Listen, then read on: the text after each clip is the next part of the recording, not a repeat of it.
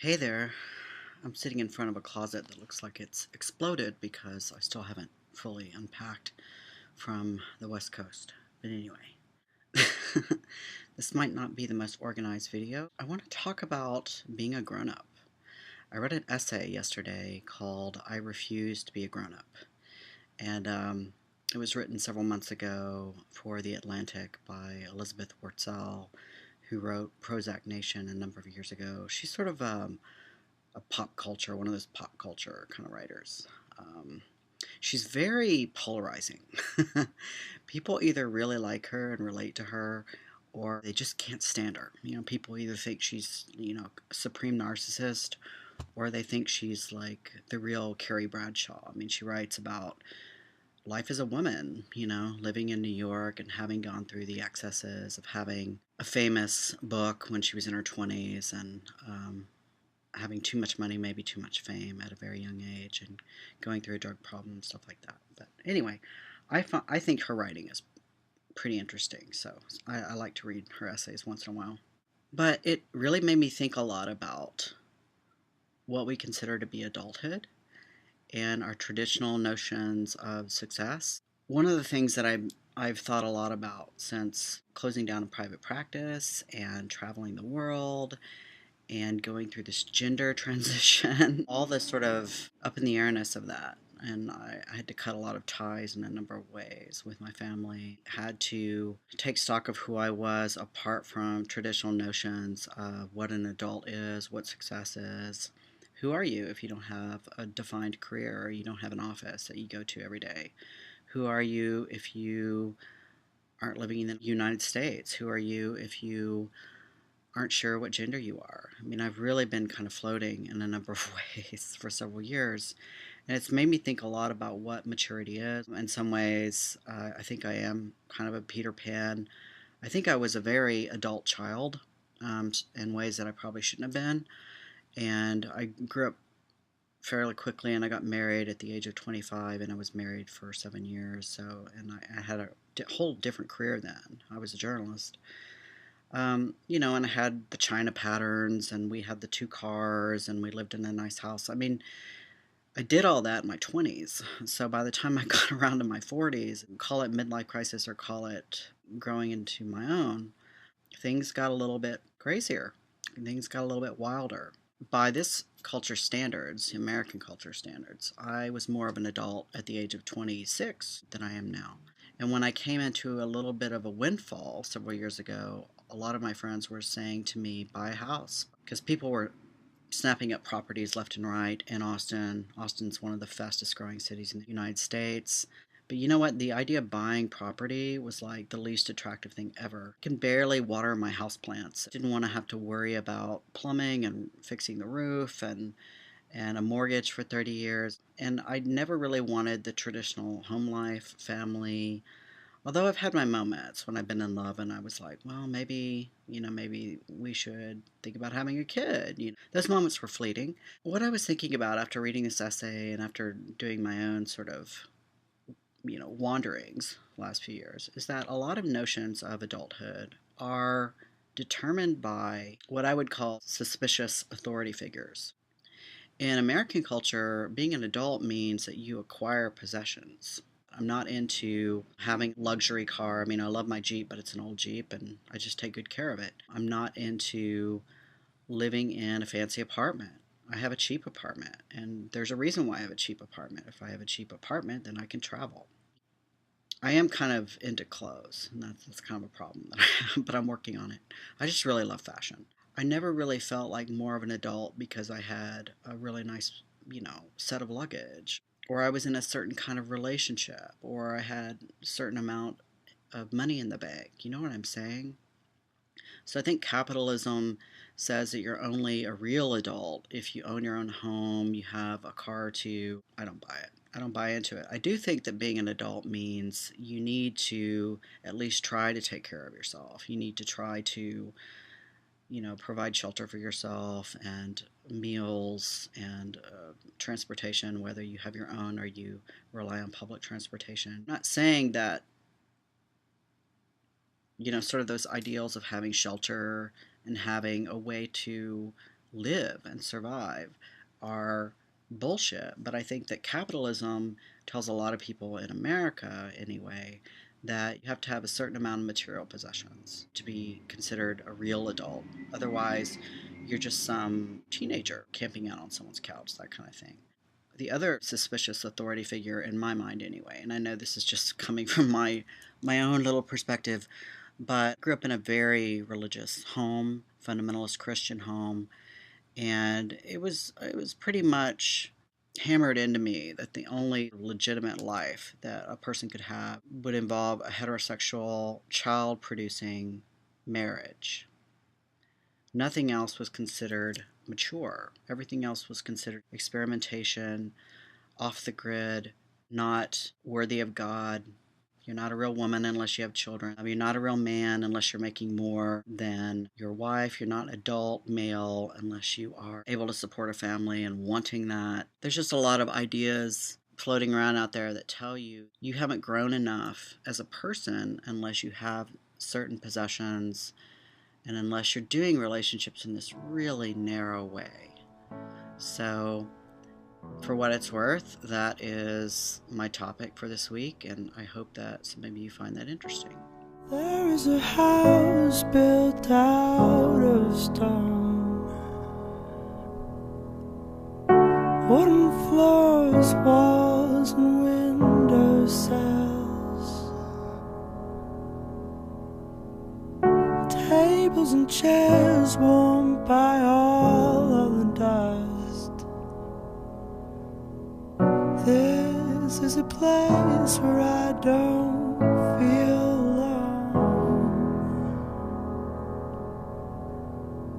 This is a place where I feel at home.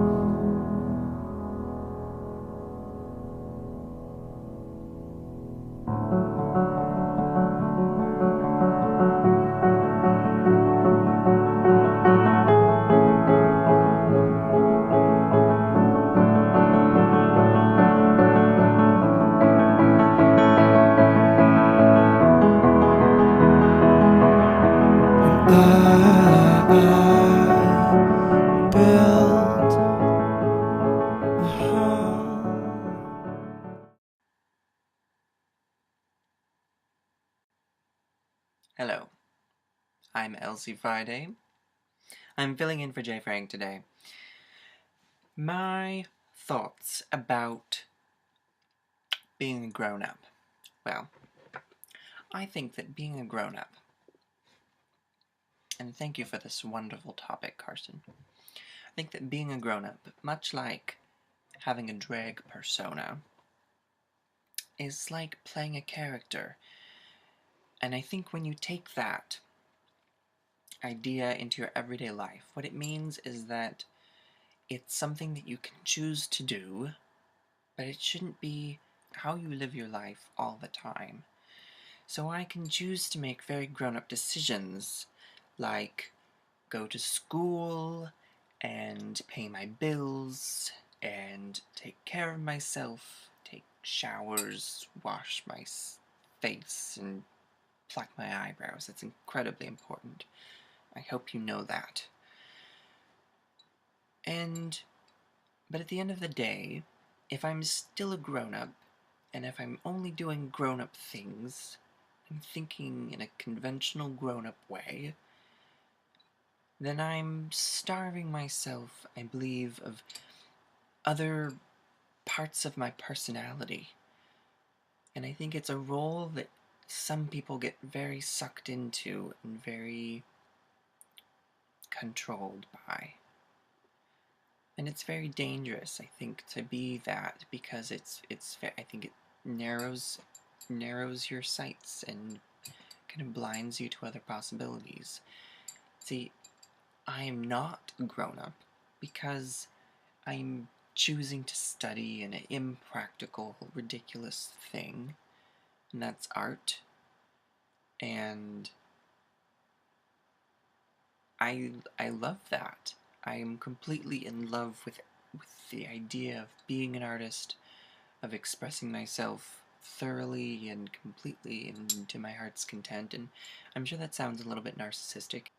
Elizabeth Wurtzel described that same sort of feeling in her article, of feeling narcissistic for wanting to express herself, but that's ridiculous.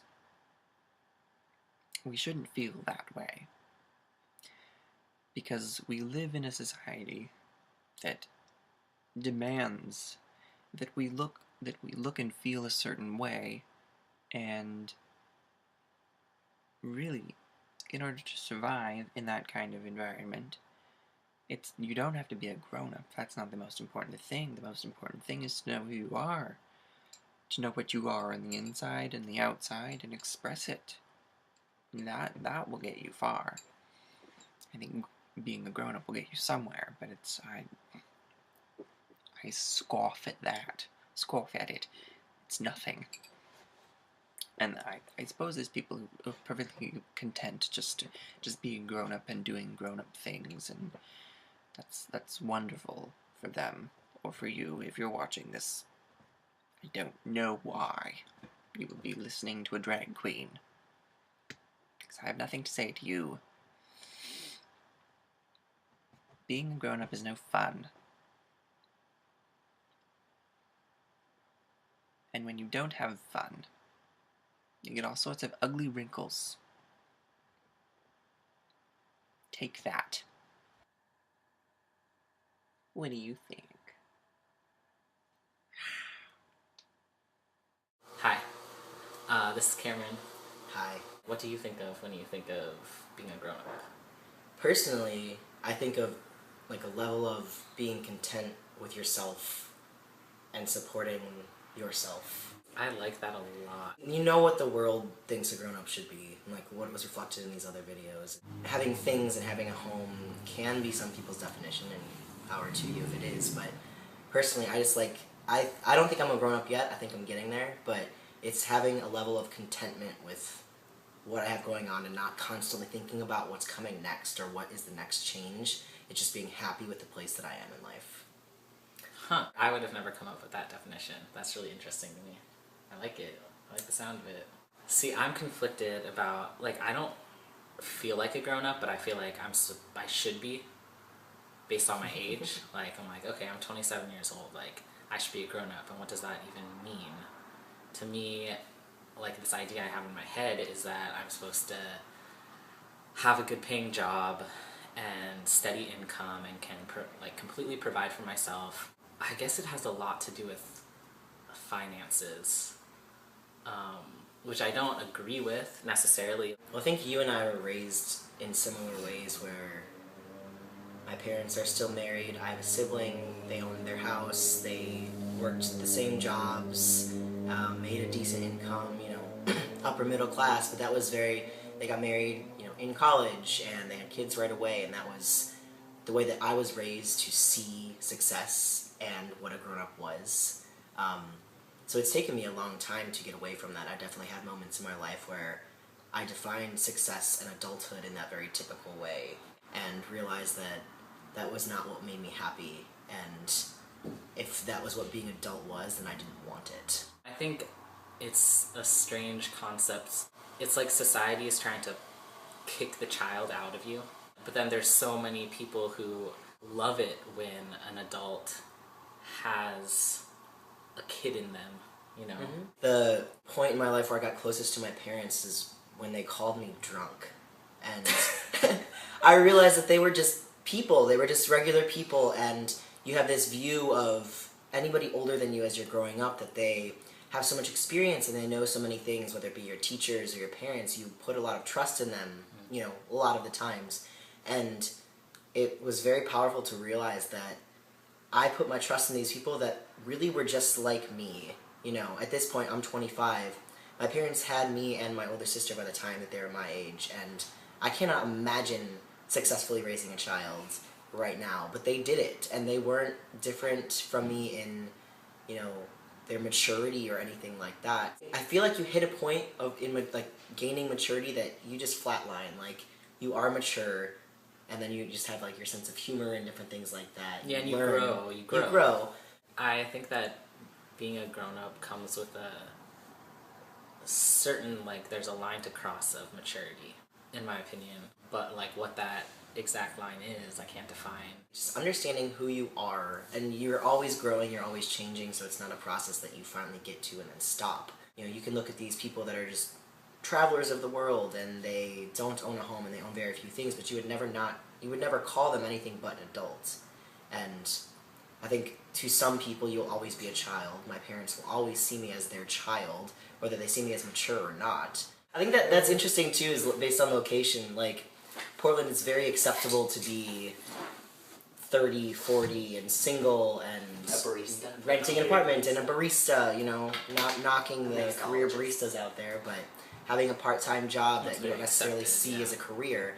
Whereas other places, the culture is different, where you are kind of more expected to get married young, and there's not, you know, all there is to do in the location that you are is to buy a home and have a family, and, you know. Yeah, it's very circumstantial and based on your surroundings. So you don't think you're an adult? Oh, I think I'm an adult. I do think I'm an adult. Is there a difference between an adult and a grown-up? I kind of feel more comfortable saying that I'm an adult than I am saying I'm grown up. Why do you think you're not But grown up? it mostly has to do with financial stuff. Okay. Yeah, that's probably like my number one biggest And insecurity in life. so it's not like, Take 22. Grown-ups. grown-ups. Grow up. Grow a pair. Stop being so childish. Grow a pair of what? Balls. I can try. Grow some testes. We're not grown-ups. Is growing up good or bad? Not growing up. Is being a grown-up good or bad? Depends on how you define it. I think it's good. So I think part of it for me is doing things because I want to do them, and not because other people want me to do them or what other people think of them. So I think that has to do with the whole, like, societal conception of what a grown-up is, and you have expectations on you, but, you know, just being very aware of yourself and what you need, and self-care, and not being so concerned with what other people think, so really making decisions because of what you need and want and what's best for you. I think that's a sign of a grown-up. I don't know. Okay, sometimes I'm like, oh, it sucks being a grown-up because I have this type of responsibility. And everyone's like, oh, it sucks being a grown-up because of that. And that is not what I want to focus on. I want to focus on, like, feeling responsible in an independent way. When I feel like I can stand tall and proud and, like, move through my day doing the things I need and want to do and just feeling good about it, I'm being productive or just, like, living a positive lifestyle, whatever that means to me or whoever. That's when I feel grown up and responsible. That's what I, like, strive for almost. In many ways, I want to feel grown up. Like, I want to feel respected, and I want to feel like I have knowledge and I have life experience, and I can be taken seriously, but at the same time be able to goof around within that, because I have to goof around.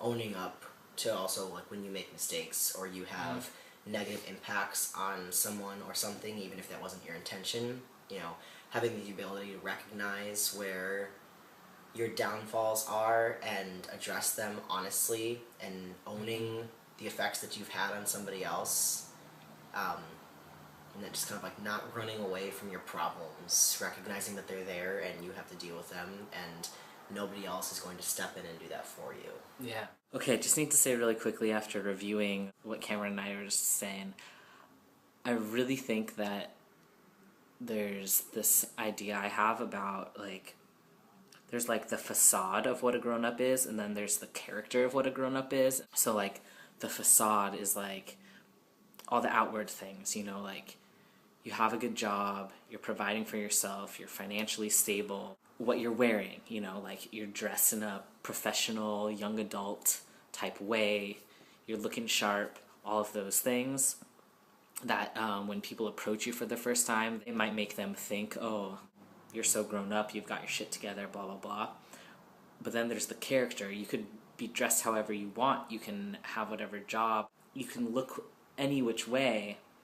And the first time someone approaches you, they might make an assumption about your maturity level, your age, your lifestyle. If you're a grown-up or a teenager or a child or whatever, but then if they take the time to get to know you and get to know your character, and that's when it really unfolds. Being a grown-up really lies in your character. In that sense, I think being a grown-up is a very strong, positive thing, and it doesn't need to eliminate being a kid or having fun or any of those things at all. I think, in fact, the ultimate way to be a grown-up is to incorporate it all.